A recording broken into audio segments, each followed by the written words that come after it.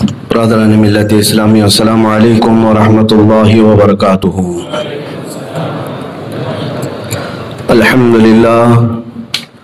للہ الحنان المنان الذي خلق الإنسان وعلمه البيان، والصلاة والسلام على رسوله سيد الإنس والجان وعلى آله وأصحابه ذوي الخير والإحسان، أما بعد، فأعوذ بالله من الشيطان الرجيم، بسم الله الرحمن الرحيم۔ رجال لا تلهيهم تجارة ولا بيع عن ذكر الله وإقام الصلاة وإيتاء الزكاة يخافون يوما تتقلب فيه القلوب والأبصار، صدق الله مولانا العظيم وبلغنا رسوله النبي الأمين المتين المختار الكريم، ونحن على ذلك من الشاهدين والشاكرين والحمد لله رب العالمين۔ بارگاہ رسالت معاب صلی اللہ تعالی علیہ وسلم میں درود پاک کا ہدیہ پیش کریں۔ اللہم صلی علی سیدنا و مولانا محمد معدن الجود والکرم وآلہ واصحابہ الکرام وابنہ الکریم وبارک وسلم صلاة دائمة سرمدا ابدا۔ عزیزان اکرام وقار، حدیث پاک کے مطابق اس کائنات میں، اس سرزمین میں اللہ کے کچھ اولیاء ایسے ہیں جن کی بدولت اللہ تعالیٰ بارشیں برساتا ہے، ان کی برکت سے زمین سبزے اگاتی ہے۔ اور ایک حدیث پاک میں یہ بھی ہے کہ ملک شام میں ہمیشہ 40 اقطاب رہیں گے قیامت آنے تک۔ اسی طرح سے اہل اللہ جہاں ہوتے ہیں ان کی بدولت اللہ تعالیٰ اپنی رحمتوں کا نزول فرماتا ہے۔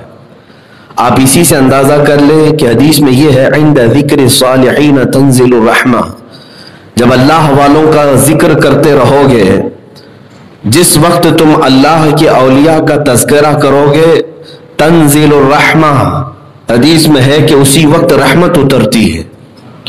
تو جب اللہ کے ولیوں کا ذکر کرنے کے وقت رحمت اترتی ہے، تو جہاں اللہ کے اولیاء ہمیشہ کے لیے آرام فرما ہو، وہ علاقہ کیسے رحمت سے بھرپور نہ ہو۔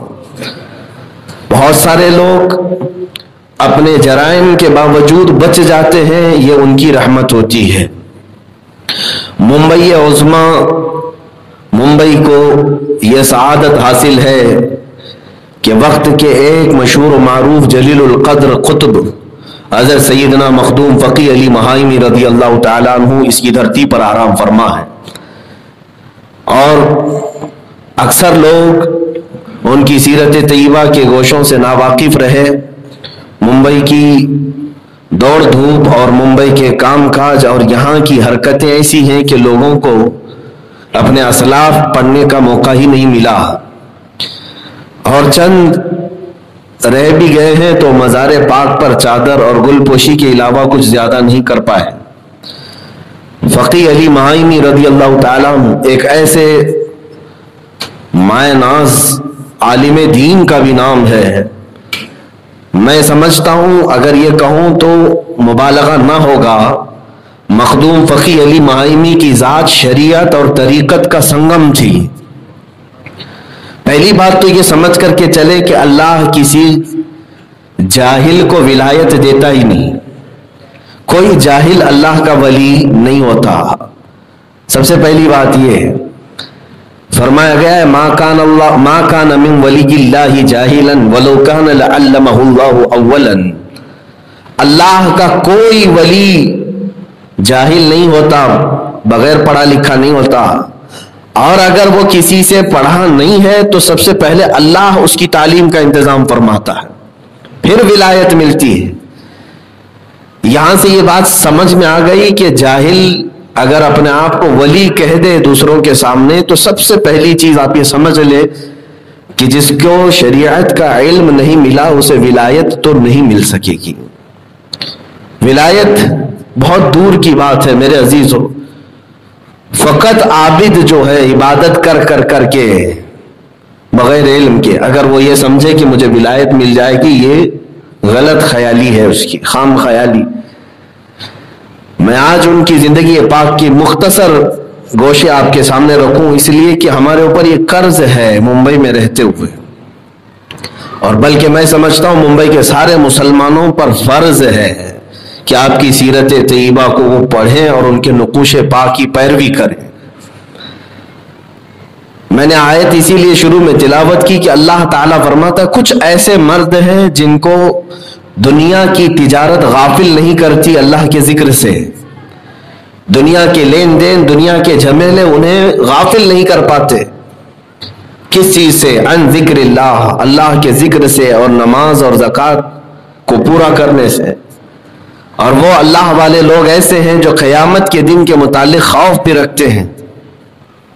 مخدوم فقی علی مہامی رحمۃ اللہ تعالی علیہ ہندوستان کے ایک مشہور و معروف نوائت قبیلے سے تعلق رکھتے تھے۔ یہ نوائت قبیلہ آج بھی آباد ہے، ساؤتھ میں ہے، جیسے اور کوکن میں بھی ان کو نائت بھی کہا جاتا تھا اور اب کے زمانے میں نوائت کہتے ہیں۔ ہمارے کرناٹک کے کچھ علاقوں میں آج بھی وہ خاندان آباد ہیں۔ یہ نوائتی کون ہوتے تھے اصل؟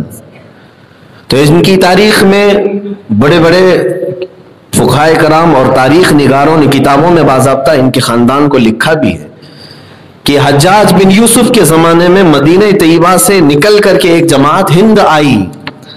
ہندوستان اس وقت تجارت کا مرکز کہلاتا تھا، سمندروں کے راستے عرب بہت سارے ہند کے علاقوں میں پہنچے ہیں، عرب کی چیزیں ہندوستان لاتے اور ہندوستان سے یہاں کی چیزیں جو مشہور تھی وہ عرب لے کر کے جاتے ہیں۔ تو تجارتی تعلقات بہت پرانے ہیں عرب کے اور ہند کے۔ تو یہ نوائتی قبیلہ مدینہ طیبہ سے نکل کر کے ہند میں آیا، اور بعض تاریخ نگاروں نے یہ تک لکھا کہ یہ نوائت جو قبیلہ آباد ہوا ساحل سمندر پر، یہ در حقیقت حضرت جعفر طیار رضی اللہ تعالیٰ عنہ کی اولاد میں سے تھے اور قریش خاندان سے تعلق رکھتے تھے۔ تو عربی تھے اور یہاں آنے کے بعد وہ بس گئے اور پھر ان کی زبان مختلف ہوتی رہی۔ اسی قبیلے کے باشندے تھے حضرت مخدوم فقی علی مہامی رضی اللہ تعالیٰ عنہ، اور آپ کی ولادت اور آپ کی پیدائش یہیں پر ہوئی، ماہم میں ہی۔ اور آپ کو یہ بھی میں بتا دوں کہ حضرت مخدوم فقی علی مہامی رضی اللہ تعالیٰ عنہ کی سیرت کو ممبئی والے صرف اور صرف قطب کوکن کے نام سے صرف جانتے ہیں یا پھر حاضری دینے کے نام سے۔ آپ اس علاقے میں جب پیدا ہوئے تو یہ وہ دور تھا جب ہندوستان میں بڑے بڑے مائے ناز اولیاء کاملین موجود تھے۔ مخدوم علی مہامی کا زمانہ وہ ہے جو سیم مخدوم اشرف جہانگیر سمنانی کا ہے۔ اسی زمانے میں حضرت قطب دکن خواجہ بندہ نواز گیسو دراز رضی اللہ تعالیٰ عنہ بھی تھے۔ اسی زمانے میں حضرت مخدوم اشرف جہانگیر سمنانی، اسی زمانے میں حضرت زندہ شاہ مدار بدیع الدین رضی اللہ تعالیٰ عنہ بھی موجود تھے۔ یہ وہ اولیاء کے نام میں گنا رہا ہوں جو آج اولیاء میں ایک سند کی حیثیت رکھتے ہیں۔ حضرت عبدالحق رودولوی رحمۃ اللہ تعالیٰ علیہ، یہ بڑے بڑے اولیاء کا زمانہ ہے جس وقت حضرت مخدوم علی مہامی رحمۃ اللہ علیہ یہاں پر جلوہ بار ہوئے۔ آپ کی پیدائش کی اسلامی تاریخ 778 ہجری، یعنی آج سے تقریباً 600 سال پہلے کی ہے، اور آپ کی وفات 835 غالباً 835 ہجری، اب 1442 چل رہی ہے، ٹھیک 600 سال کے قریب عرصہ گزر چکا۔ ماہم شریف کی یہ جو زمین ہے اس کی بھی بڑی تاریخ ہے کہ ایک جزیرہ تھا، اس کو سنسکرت زبان سے لیا گیا ہے کہ اس جزیرے میں عجیب و غریب چیزیں نمودار ہوتی، اور ماہم کا مطلب ہی ہے معجزاتی، اسی نام سے اس کو موسوم کر دیا گیا کہ یہاں عجیب و غریب چیزیں دیکھنے کو ملی۔ ماہم سنسکرتی زبان میں ایک پرانا تاریخی نام ہے۔ بہرحال جب آپ کی ولادت ہوئی اور آپ عام گھرانے میں نہیں بلکہ ایک عالم دین کے گھرانے میں ہی پیدا ہوئے، آپ کے والد گرامی حضرت احمد رحمۃ اللہ تعالیٰ علیہ، وہ زبردست عالم تھے، فقیہ تھے، اور آپ کی والدہ بھی بہت بہترین علم سے روشناس تھیں. آپ کی والدہ کو فاطمہ انکولیہ کہا جاتا ہے، جو آپ کے مزار پاک کے بغل میں ہی آرام فرما ہے. بڑی متقیہ، پرہیزگار، عبادت شعار خاتون تھی.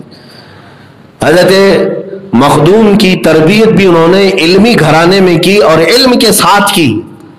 میں آپ کی سیرت پڑھ رہا تھا، حیرت میں رہ گیا جب مخدوم فقی علی معامی رحمۃ اللہ تعالی علیہ کو اس وقت کے جو استاد پڑھاتے رہے، خود ان کے والد گرامی پڑھاتے رہے اور سارے علوم پڑھا دیے تھے. آپ حافظ قرآن بن گئے اور علوم متداولہ جو ہوا کرتے تھے اس وقت، علوم ظاہری جس کو کہتے ہیں، فتویٰ دینے کے لیے جتنے علوم کی ضرورت ہوتی ہے مفتی بننے کے لیے، یہ سارے علوم ان کے باپ پڑھا دیے تھے جبکہ آپ کی عمر صرف 9 سال کی تھی. 9 سال کی عمر میں آپ علوم ظاہرہ کو پورا حاصل کر چکے تھے. یہ مخدوم علی معامی رضی اللہ تعالیٰ. اور اس کے بعد اچانک ایسا ہوا کہ آپ کے ان تمام علوم کے حاصل کرتے ہی آپ کے والد گرامی کی رحلت ہو گئی. آپ کے والد گرامی انتقال کر گئے. آپ تنہا تھے اپنی والدہ کے ساتھ اور والدہ بے انتہا آپ سے محبت فرماتی تھی. مخدوم علی معامی رحمۃ اللہ تعالی علیہ اپنے والدہ کی خدمت میں بھی منفرد نظر آتے ہیں، بے مثال نظر آتے ہیں. وہ تمام علوم حاصل کرنے کے باوجود عاجزی و انکساری اس قدر تھی کہ اب تاریخ میں لکھا ہے کہ ان کی والدہ ماجدہ جب تک بیٹھی رہتی آپ زمین پہ نہیں بیٹھتے تھے، آپ کھڑے رہتے تھے. اور آپ کی ماں آپ کو دیکھ کر کے بہت ساری وصیتیں بھی کرتی تھی. ایک مرتبہ یہ مشہور و معروف آپ کی سیرت میں بات ملتی بھی ہے کہ رات کے وقت سونے کے سے پہلے ماں نے کہا کہ مجھے پیاس کی شدت ستا رہی ہے. سمندر کے کنارے گھر تھا، پانی حاضر نہیں تھا. مخدوم صاحب رحمۃ اللہ علیہ اپنی اسی چھوٹی عمر میں پانی لینے کے لیے باہر گئے. دور دراز سے پانی لے کر کے آئے تو والدہ سو چکی تھیں. آپ تہجد کے لیے اٹھتی تھیں تو والدہ ماجدہ تہجد کے لیے جب صبح اٹھی تو یہ پانی لے کر کھڑے ہی رہے، پوری رات کھڑے تھے. تو پوچھا بیٹا کہ تو سویا نہیں؟ کہا ماں آپ کو پیاس لگی تھی، میں پانی لے کر کھڑا رہا اور جگاتا تو میں سمجھتا کہ بے ادبی نہ ہو جائے، آپ کی نیند میں خلل نہ ہو جائے. بچوں کو سیکھنا چاہیے کہ والدین کیا ہوتے ہیں. اولیاء کاملین نے اپنے والدین کا یہ احترام کیا ہے، ان کے آگے نہیں جاتے تھے. آج کے بچے تو ماں باپ کو جس طرح سے الٹ پھیر کر کے بات کرتے ہیں، ترچھی نگاہ سے دیکھنا بھی جائز نہیں. قرآن تو کہا وَلَا تَقُلْ لَهُمَا اُفٍّ، تم اپنے والدین کو اف تک نہ کہو. لفظ اف آیا ہے.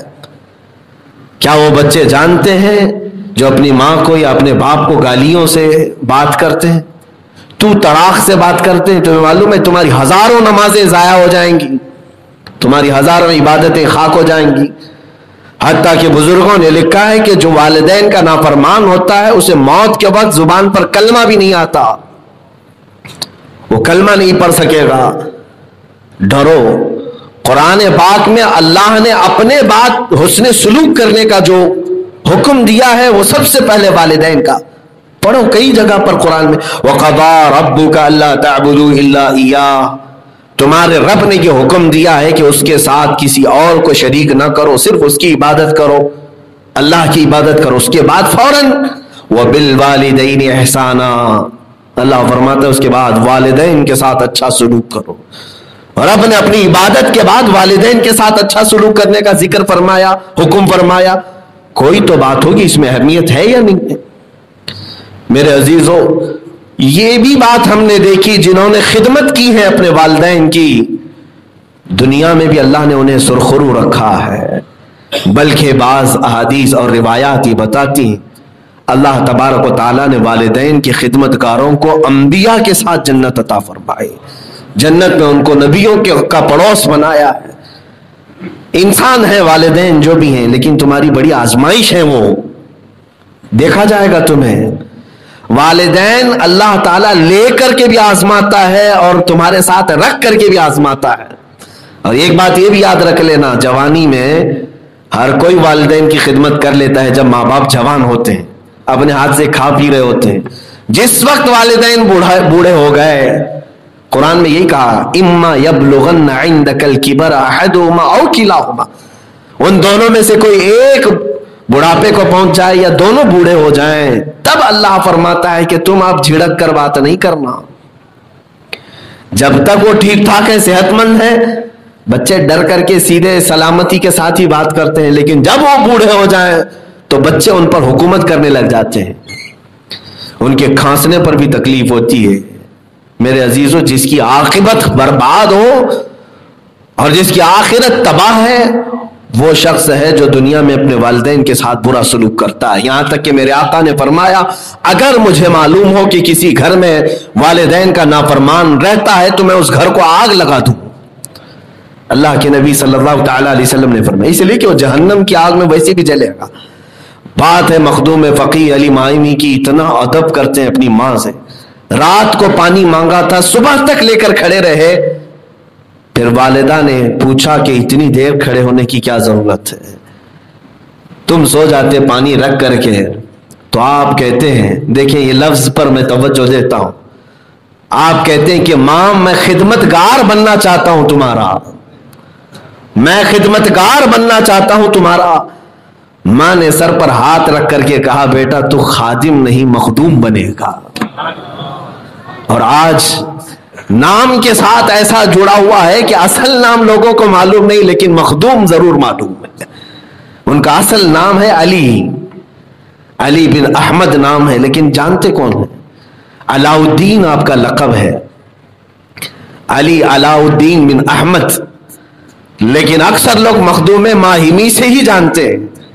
یہ ہوتی ہے ماں کی دعا، جب ماں کے زبان سے دل سے یہ بات نکل جائے اللہ تعالیٰ اس کو پورا فرماتا ہے۔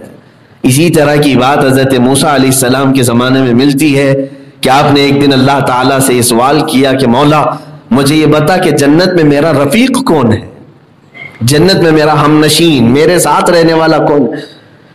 تو اللہ تعالیٰ نے فرمایا فلاں قصاب جو گوشت کاٹتا ہے، گوشت بیچتا ہے، وہ آپ کے ساتھ جنت میں آپ کا ہم نشین ہے۔ تو آپ نے دیکھا کہ قصاب فلاں گوشت کاٹنے والا، آپ ڈھونڈتے ہوئے گئے تو گوشت کی دکان پر وہ مل گیا جس کی نشاندہی رب تعالیٰ نے فرمائی۔ دیکھا اس کا کیا ایسا نیک کام ہے، اس کو اللہ نے جلیل القدر پیغمبر نبی موسیٰ علیہ السلام کے ساتھ جنت میں رکھا۔ تو آپ نے شام تک اس کے ساتھ دیکھا، کچھ تو نظر نہیں آیا۔ جب شام میں وہ جانے لگا تو کچھ روٹیاں لیا، اپنے گھر پہنچا، اس کے بچے تھے چھوٹے سے، اور وہ اس سے چمٹ گئے کہ ابا ابا کہہ کر کے۔ جیسے وہ گھر پر آیا، آج دن بھر کھائے نہیں ہیں آپ، روٹیاں لے آئے ہوں گے، ہمیں کھانا کھلا دیں۔ اس نے اپنے بچوں کو سائڈ میں بٹھایا، دودھ لیا اور روٹی لیا اور اندر گیا۔ موسیٰ علیہ السلام ساتھ تھے، دیکھا بستر پر اس کی بوڑھی ماں سوئی ہوئی ہے۔ اس نے اپنے بچوں کو روٹی کھلانے سے پہلے اپنی ماں کو دودھ میں بھگو کر ایک ایک لقمہ منہ میں ڈالتا رہا۔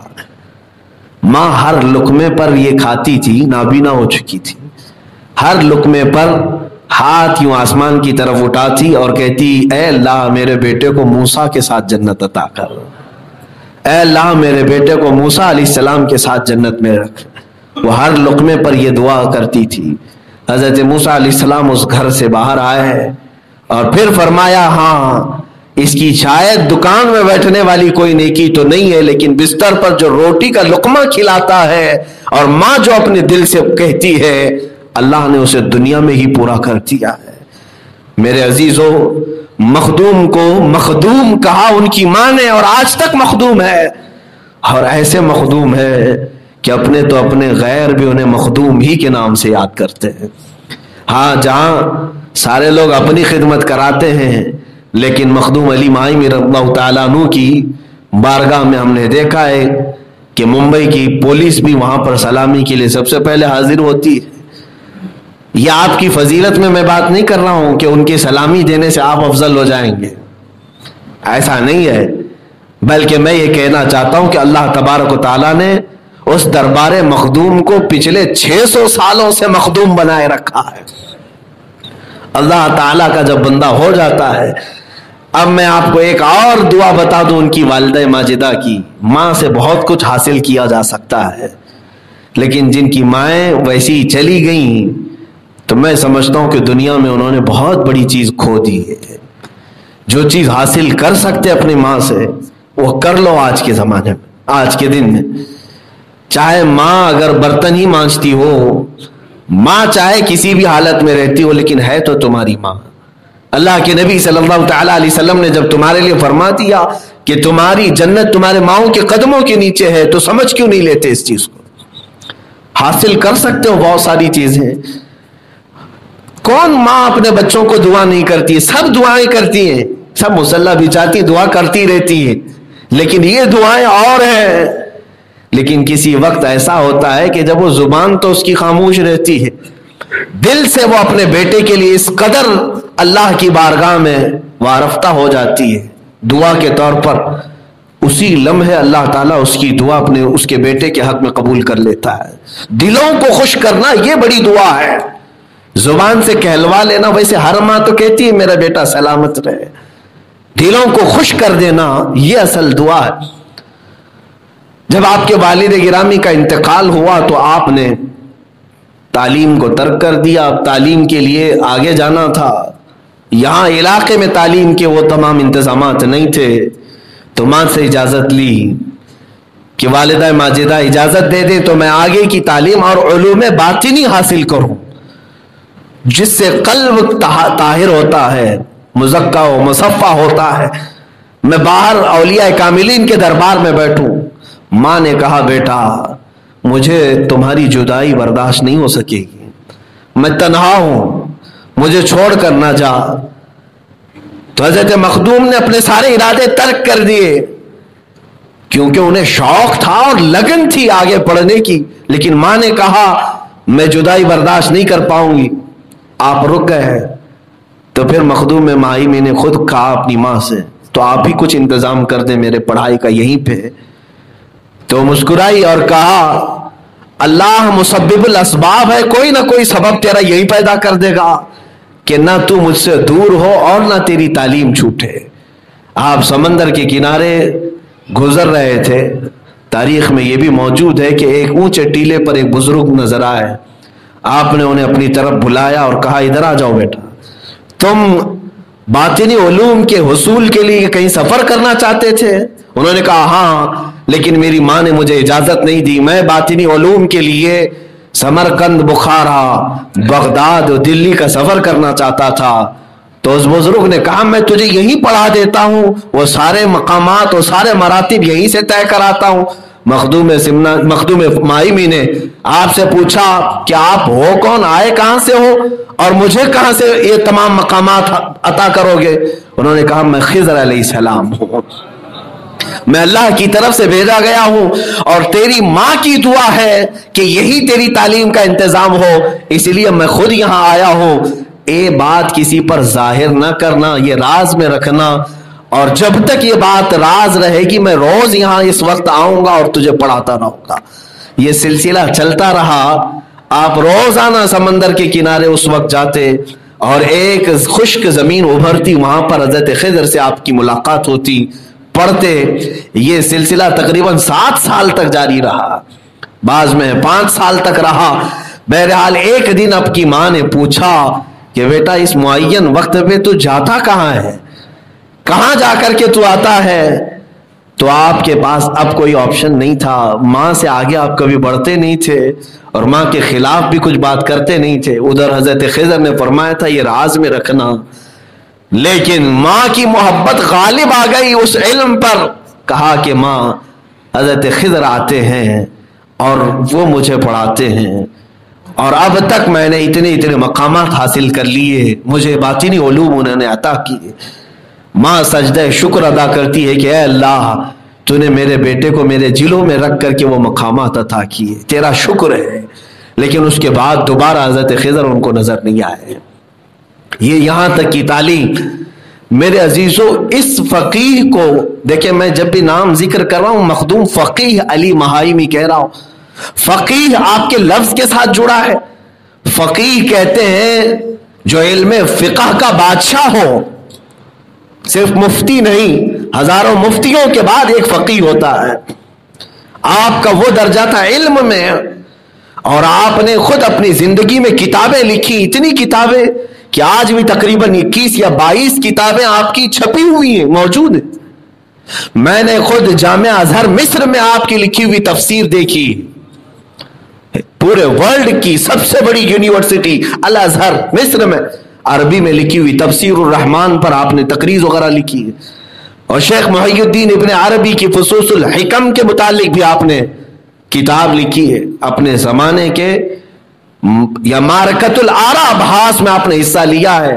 یہ اور بات ہے کہ ان کی قوم نے صرف ان کی چادر و گاگر سے تعلق رکھا، ان کی کتابوں سے کوئی تعلق نہیں. ان کے اپنے ہاتھ سے لکھا ہوا قرآن پاک بھی آج موجود ہے. قرآن پاک غالباً شاید وہ رمضان میں زیارت بھی کروایا جاتا ہے. عزیزان گرامی وقار، مخدوم فقیہ علی مہائی رضی اللہ تعالیٰ عنہ پورے قرآن پاک کی تفسیر بھی لکھے ہوئے ہیں. اس کا کچھ اردو حصہ بھی شائع ہوا ہے. آپ شافعی المذہب تھے، شافعی مسلک کے پیروکار، اور آپ نے شافعی مذہب پر پوری فقہ کی کتابیں ترتیب دی ہیں، پوری فقہ لکھی ہے آپ نے. افسوس مجھے اس بات کا ہوتا ہے کہ ان کے علمی نقوش پر جو محنت ہونی چاہیے تھی وہ صرف سنگ مرمر پر محنت ہوئی، وہ صرف ٹائلز اور اینٹوں پر محنت ہوئی، وہ صرف وہاں کے ملمہ سازی کے لیے ہوئی. اس عظیم ولی کامل کے علوم کو باہر لانے کی ضرورت تھی، اور قوم کو یہ بتانا بھی ضروری. آج میں یہ بھی بات بتا دوں میرے عزیزوں، اللہ کا جو ولی ہوتا ہے وہ سب سے بڑا عالم ہوتا ہے. علم چھوڑ کر کے اگر کوئی جاہل نعرے لگائے کہ میں اللہ کا ولی ہوں تو وہ جھوٹا ہے، وہ ماں جھوٹا ہے. اللہ کا ولی کوئی بھی بغیر علم کے نہیں ہوتا. حضرت مخدوم فقی علی مہائی رحمۃ اللہ تعالی علیہ کو دیکھنے کے بعد یہ بات معلوم ہوتی ہے کہ آپ شریعت کے ایسے سمندر تھے کہ اللہ تعالیٰ نے سارے علوم آپ کو عطا کیے، معقولات منقولات، لیکن ساتھ ہی طریقت میں آپ اس مقام کو پہنچے ہوئے تھے کہ احیاء موتا بعض اولیاء کو دیا گیا ہے. احیاء موتا کا مطلب مردوں کو زندہ کرنے والی کرامت. یہ کرامات بعض اولیاء کو حاصل ہیں، اس میں مخدوم فقیہ علی مہائی بھی شامل ہیں. احیاء اموات یہ معمولی کرامت نہیں. بڑے بڑے اولیاء کاملین میں سے چند اولیاء کاملین کو یہ تصرف ملا ہے. آپ کے متعلق یہ بات ملتی ہے کہ آپ اپنے شروع کے زمانے میں ہی، جوانی کے زمانے میں ہی بکری پالتے تھے، اور بکری سے آپ کو بڑی محبت تھی، یہاں تک کہ اس بکری کو لے جاتے اور اپنی کتابیں پڑھنے کے زمانے میں کتابیں پڑھتے تھے، اور وہ بکری سامنے سر ہلاتی رہتی تھی. اس سے بڑا آپ کو لگاؤ تھا. ایک دن ایسا ہوا کہ آپ باہر گئے تھے اور بکری گھر میں مر گئی. کچھ ہوا اس کو، مر گئی. آپ کی ماں گھبرائیں کہ میرا بیٹا آئے گا تو اسے بڑا قلق ہوگا، اسے بڑا صدمہ پہنچے گا. اس سے وہ بہت لگاؤ رکھتا تھا. خادمہ سے کہا کہ اسے جلدی لے جا اور چھپا دے کہیں مٹی ڈال کر کے. تو خادمہ اٹھا کر کے وہ مری ہوئی بکری کو لے گئی اور کسی جگہ اس نے مٹی ڈال کر کے اس کو چھپا دیا. آپ آئے، آپ آنے کے بعد پوچھنے لگے کہ میری بکری کہاں گئی؟ تو کوئی جواب نہیں تھا گھر میں. ماں سے زبردستی سوال تو نہیں کر سکتے تھے، ماں نے خاموشی اختیار کی تھی. تو آپ ایک دو بار کے بعد تیسری بار نہیں پوچھ رہے تھے، لیکن خادمہ تو تھی. خادمہ کو آپ نے پوچھا سختی سے، بتا، سچ سچ بتا میری بکری کہاں ہے؟ وہ ڈر گئی. کہا کہ اگر نہ بتاؤں تو پھر میرا بھی برا حال نہ ہو جائے. کہا آپ کی بکری مر گئی. کیسے مری؟ کہا یہاں پر گھر میں پتہ نہیں اس سے کچھ ہو گیا تھا. کہا کہاں چھپایا؟ کہا میں نے اس کو مٹی میں چھپایا ہے. کہا وہ مجھے بولے بغیر کیسے مر گئی؟ ظاہر سی بات ہے کسی کی موت کسی کو بول کر کے تو نہیں آتی. کہا وہ کہاں ہے؟ وہ مٹی کی طرف دیکھا جہاں وہ چھپائی تھی. مخدوم علی فقیہ علی مہائی رحمۃ اللہ علیہ جلال میں تھے. کہا کہ میں اس کے ساتھ وقت گزارتا ہوں، میں اپنی تعلیم کے اوقات میں اس کو بٹھاتا ہوں، اور یہ اچانک ایسے کیسے جا سکتی؟ اس کا کان پکڑ کر زور سے اٹھایا اور وہ بکری زندہ کھڑی ہو گئی. یہ احیاء موتا جس کو کہتے ہیں، یعنی بعض اولیاء کاملین کو یہ تصرف حاصل ہے احیاء موتا کا، کہ مردوں کو زندہ کرنا، جو حضرت عیسیٰ علیہ الصلوۃ والتسلیم کا معجزہ تھا، اور اولیاء امت محمدیہ میں جو عیسیٰ علیہ السلام کے پرتو نبی ہیں ان کو یہ معجزہ کرامت کی شکل میں ضرور دیا گیا ہے۔ عزیزان گرامی وقار، یہ طریقت کا راستہ تھا جو مخدوم علی معایمی رحمۃ اللہ تعالی علیہ کا، اور شریعت میں وہ بحر ناپیدا کنار کہ آپ نے تفسیر بھی لکھی، فقہ بھی لکھی، حدیث میں بھی، سب علوم میں آپ نے اپنے قلمی نگارشات چھوڑی ہیں۔ ہونا یہی چاہیے، اب ممبئی والوں کو سمجھ میں آ جانا چاہیے کہ جھوٹے اور ڈھکوسلے باباؤں کے پیچھے نہ پڑے، بلکہ مخدوم فقی علی معایمی کو دیکھیں۔ اللہ کا جو ولی اور مخدوم ہوتا ہے وہ شریعت اور طریقت کا سنگم ہوتا ہے، شریعت میں بھی وہ عالم ہوتا ہے باعمل، اور طریقت اللہ تعالیٰ کی طرف سے اسے خود دے دی جاتی ہے۔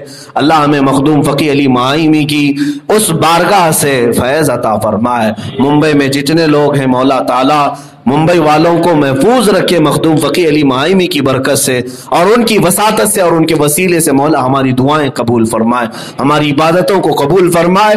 الحمدللہ جتنے ممبئی میں سنی صحیح العقیدہ ہیں سب وابستہ ہیں مخدوم فقی علی معایمی سے، اور یہ فرمایا گیا ہے کہ جو ان اولیاء کے آستانوں پر حاضری دیتا ہے یا انہیں سلام کرتا ہے وہ قیامت کے دن اس کے سلام اور اس کی حاضری کی گواہی بھی دیتے ہیں۔ اللہ تعالی ہمارے سب کے لیے مخدوم فقی علی معایمی کو قیامت کے دن ہمارا گواہ بنا